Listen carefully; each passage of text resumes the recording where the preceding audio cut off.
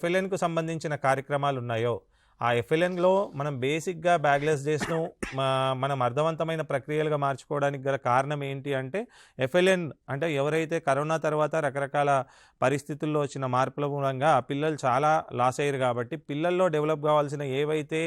Cognitive development కానీ, domains గానీ అవన్నీ కూడా బాగా ఇబ్బంది పడి ఉన్నాయి కాబట్టి, ఇక్కడ పిల్లల లోపల ఆ గ్యాప్ కనిపిస్తుంది కాబట్టి, అవన్నీ కూడా డెవలప్ అయితున్నాయా లేవా? విద్యా ఫలితాల్లో భాగంగా పిల్లల లోపల యాక్టివిటీస్ గానీ, మౌఖిక సామర్థ్యాల సాధన గానీ, ఇవన్నీ కూడా డెవలప్ అయితున్నాయా లేవా అని కూడా చూసుకొని అవి ఎఫ్ఎల్ఎన్‌కు అనుబంధంగా అనుసంధానం చేస్తూ ఉన్నాయా లేవా యాక్టివిటీస్ అని కూడా చూడాల్సిన బాధ్యత ప్రధానోపాధ్యాయుల మీద ఉంటది. అల్టిమేట్‌గా సార్ ఒకటే, ప్రధానోపాధ్యాయుడు అనేవాడు ఒక లీడర్‌గా ఉండాలి, ఒక మెంటర్‌గా ఉండాలి, ఒక మానిటరింగ్ చేసే వ్యక్తిలాగా ఉండాలి. మొత్తం మీద ప్రధానోపాధ్యాయుడి యొక్క ఇనిషియేషన్ అనేది ఈ బ్యాగ్‌లెస్ డేస్ అనేది ఏవైతే ఉందో, ఆ బ్యాగ్‌లెస్ డేస్ అనేది సక్సెస్‌ఫుల్ కావడానికి ఆయన యొక్క ఇనిషియేషనే బలమైన పునాదిగా చెప్పుకోవచ్చు.